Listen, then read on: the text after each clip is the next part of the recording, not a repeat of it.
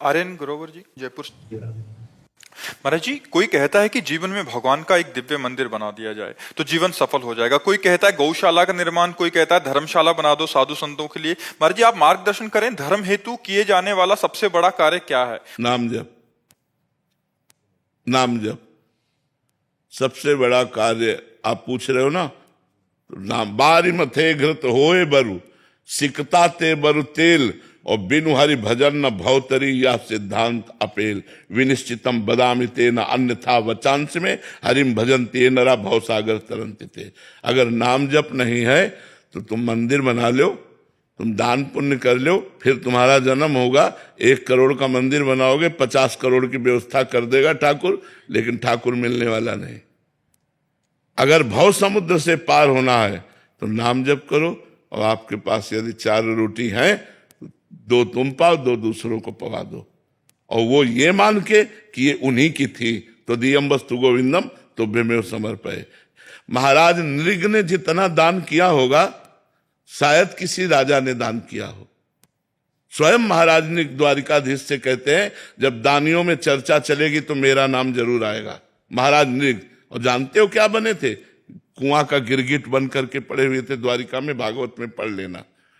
जरा से अपराध में पुण्य क्षय होकर के दुर्गति हो जाती है। और नाम जापक जीवन भर वैश्यागमन किया, और अंतिम समय पुत्र के बहाने नारायण बुलाया, तो नारायण नाम से परम पद को प्राप्त हुआ। तो हमारी बात, जहां तुम प्रश्न कर रहे हो, यहाँ शुद्ध शास्त्र अध्यात्म इष्टापूर्त कहते हैं इसे, जिसे आपने कहा।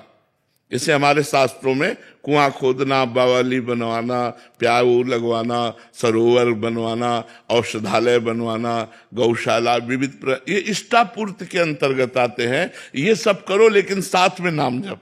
अगर नाम जप नहीं तो ये पुण्य कार्य है, इनके बल से आप स्वर्ग आदि लोक जा सकते हैं, वहां के सुख भोग कर पुनः पुण्य छीने मृत्यु लोके विशंति। भगवान की प्राप्ति भगवान के स्मरण से होती है। तो मंदिर बनवाना पुण्य का कार्य है, भगवत कार्य है, लेकिन बिना भजन के भगवान की प्राप्ति नहीं होगी। आप फिर आओगे, बहुत बढ़िया महल तुम्हें मिलेगा और 50 करोड़ रुपया मिलेंगे, क्योंकि आपने मंदिर बनवाया, लेकिन भगवान नहीं मिलेंगे। मिले ही न रघुपति बिनु अनुरागा, किए कोटि जप जोग विरागा। बिना भगवान प्रेम के नहीं मिलते। हरि व्यापक सर्वत्र समाना, प्रेम ते प्रगट होए मैं जाना।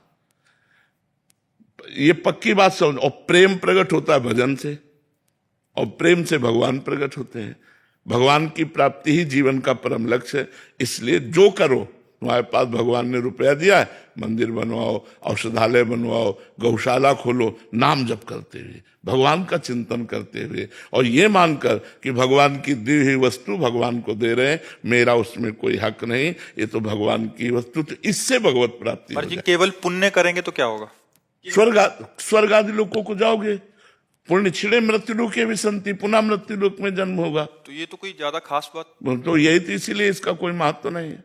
एक नया स्वप्न जैसा देख लो, 1000-2000 वर्ष का, और बस फिर आकर के मृत्यु लोक में क्या बनना पड़ेगा। महाराज नहुष देव राजेंद्र की पदवी पर बैठे और पुण्य क्षीण हो गए, सची माता के प्रति गलत भाव कर लिया, तो अजगर की योनि में आके जन्मे थे। महाभारत में पढ़ के देख लो।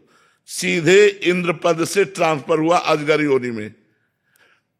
एक राजस्वी यज्ञ में एक चीटा एक छोटा सा दाना चावल का लेके बड़ी मेहनत से जा रहा था।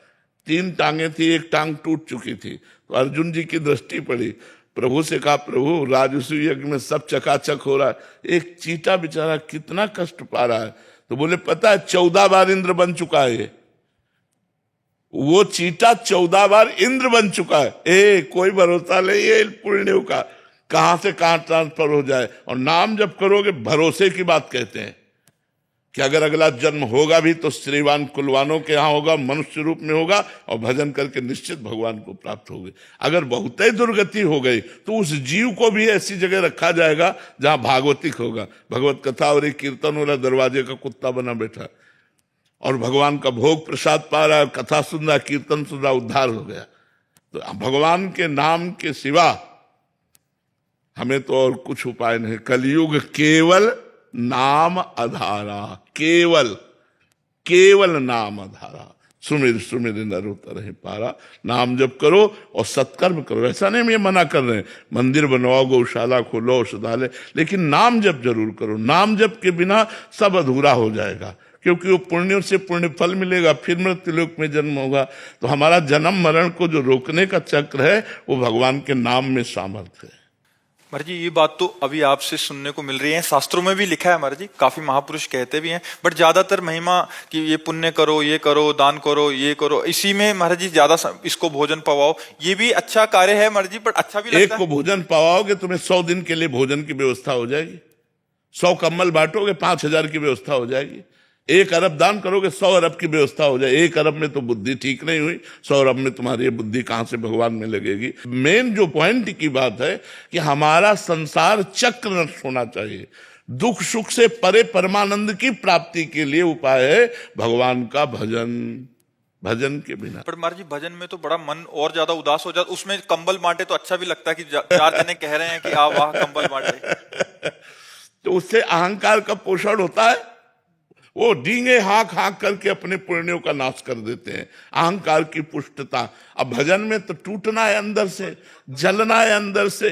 देखो भजन करके अभी जलाना शुरू कर देगा भजन, तो इसीलिए भजन सबसे होता नहीं, तो इसीलिए आवागमन नहीं रुकता। जब संत समागम होता है तो क्यों कहा गया कि सत्संगत संस्कृति कर अंता, बड़े भाग पाए सत्संगा, तो बिना ही प्रयास होए भवभंगा। क्यों? क्योंकि सहज में वो बात हमें पकड़ में मिल जाती है जो हम शास्त्रों का स्वाध्याय वर्षों करें और नहीं पकड़ में आएगी, वो 1 मिनट में संत संग में पकड़ में आ जाएगी। तो संत संग जैसे मिला, आप सुने, अब आप शुरू कर दे नाम जप करना और मंदिर बनवाए, गौशाला कर, तो आपका परम मंगल हो जाएगा, क्योंकि नाम चल रहा है इसलिए आपका परम मंगल। महाराज जी, आप बहुत कड़वी दवाई देते हैं, कभी कभी मरना है, कटना है, जाना है। असली बात बता रहे, असली बात बता रहे हैं। बट महाराज जी, वो अच्छा लगता है कि कंबल बांट दो, इतने में चल जाएगा, इतने में या किसी को भोजन पवा दो, प्याऊ खोलो, अच्छा लगता है महाराज जी। मतलब अलग अलग क्लास होते हैं। ये वृंदावन है, वृंदावन में ये जो क्लास लगता है ये आध्यात्मिक क्लास है, प्योर आध्यात्मिक, नो इसमें मिलावट। कोई चांस नहीं मिलावट। स्वयं से ही भजन करने पर भगवत प्राप्ति होती है, पुण्य हो जाएगा, अनुष्ठान करने से आपके सुकृत बढ़ेंगे, लेकिन भगवत प्राप्ति नहीं होगी। भगवत प्राप्ति तो स्वयं के भजन करने से होगी। इसीलिए स्वयं का भजन करना बड़ा कठिन लगता है लोगों को, प्रायः ऐसा लगता है भगवत प्राप्ति नहीं हो सकती, पुण्य होगा, और पुण्य का कोई महत्व नहीं। एक संत की निंदा कर दो, पूरे जन्म के पुण्य नष्ट हो गए, पूरे जन्म के। भक्तन निंदा अति बुरी भूल करे जिन कोय, किए सुकृत बहु जन्म के क्षण में डारे खोए। पुण्य कोई बहुत स्थायी चीज है क्या? जरा सा संत निंदा की सब गए, सब भस्म हो गए पुण्य, क्या फायदा हुआ? और हम राम राम कृष्ण कृष्ण राधा राधा जप रहे हैं, अगर हमसे संत निंदा भी हो गई तो वो वहीं स्टॉप लगा दिया जाएगा। गुरुदेव भगवान अगर संत को पहचानेंगे कैसे? इस समय जो सिचुएशन है, कई बार आप भी इसकी चर्चा किए हैं अपने। देखो, और सच्चे संत की पहचान तो केवल भगवान जानते हैं। हम लोग मनुष्य बुद्धि से ये देख सकते हैं कि वो अचला कैसा पहने हैं, वो कपड़ा कैसा पहने हैं, वो वैराग्य से रहते हैं कि नहीं रहते हैं, बस यही बाहरी बातें। उनके पास बैठने से हमें शांति मिलती है कि नहीं मिलती है, उनके उपदेश शास्त्र सम्मत है कि नहीं, उनका आचरण शास्त्र सम्मत है कि नहीं, बस यही बाहरी बातें देख सकते हैं। वस्तुतः भगवान ही संत को जानते हैं और भगवान ही संत से मिलाते हैं। जब द्रवहि दीन दयालु राघो तो साधु संगति पाइए। संतों के बाहरी लक्षण से हमें लगता है कि नहीं जाना जा सकता, क्योंकि फिल्मों में भी 2-2.5 घंटे के लिए बहुत अच्छा साधुता का रोल कर लेते हैं। तो रोल करना साधुता का और साधुता आना बहुत कठिन बात है। में रोल कर रहे हैं, बहुत लोग रोल कर रहे हैं। तो रोल होना एक अलग चीज और साधुता होना एक अलग। था कि पुण्य नष्ट हो जाते हैं जी। तो भजन में क्या, जो भजन है, जैसे हमने राधा राधा रटा तो वहीं से स्टॉप हो जाएगा। अब आपके भजन में अरुचि हो जाएगी, लेकिन वो आपका भजन स्थायी बना रहेगा, भजन नष्ट नहीं होगा। भजन अविनाशी होता है, भजन नष्ट। अब आपकी मतलब अंदर की स्थिति बिगड़ जाएगी, अब आपको भजन में रुचि नहीं होगी, प्रमाद स्थिति आ जाएगी, हृदय जलेगा। भजन शुरू करोगे, हृदय जलेगा, अशांत होगा, अंदर ही अंदर आप, तो अपराध बन गया है। अब जब तक वो अपराध मोचन नहीं होगा तब तक नाम चलेगा नहीं, लेकिन नाम नष्ट नहीं होगा। जितना भजन हो गया वो आपका सुरक्षित रहेगा। वो यही तो इसमें खास बात है। आप मर भी जाओ तो अगर 99 बार नाम जप किया है तो बिल्कुल 99 ही मिलेगा, 98 नहीं आएगा।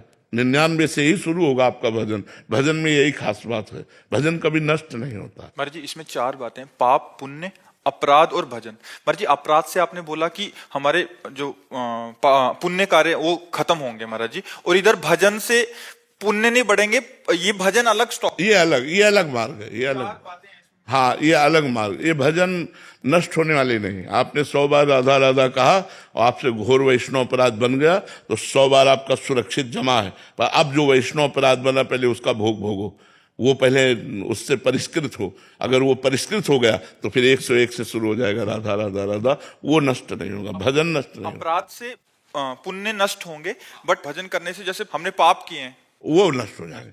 हाँ पाप नष्ट हो जाएंगे, पुण्य का प्रभाव नष्ट हो जाएगा। पुण्य और पाप दोनों का प्रभाव नष्ट होने से भगवत प्राप्त हो जाएगा। और पुण्य करने से पाप नष्ट नहीं होंगे। नहीं, पुण्य एक अलग मार्ग है, पाप एक अलग मार्ग है। हाँ पुण्य एक अलग मार्ग है, पाप एक अलग मार्ग है। लेकिन भजन करने से पाप अपने आप नष्ट हो जाएगा और पुण्य का समन हो जाएगा। पुण्य का समन हो जाएगा और वो भगवत प्राप्त हो जाएगा। भजन एक अलौकिक चीज है, भजन के बिना तो जीवन ही व्यर्थ है। इसीलिए सबसे प्रार्थना करते हैं कि चाहे 24 घंटा में 24 मिनट ही सही राधा राधा दीजिए, समय दीजिए, भजन में समय दीजिए। और इसीलिए मतलब लोगों का परिवर्तन भी हो रहा है। जो लोगों का परिवर्तन हो रहा है वो इसी नाम के प्रभाव से हो रहा है। अगर पुण्य की बात की जाए तो पुण्य का कोई खास महत्व तो नहीं। बड़े बड़े पुण्यात्माओं की दुर्गति होते देखा गया और बड़े बड़े दुर्गति को प्राप्त जनों को नाम के द्वारा सदगति होते देखा गया।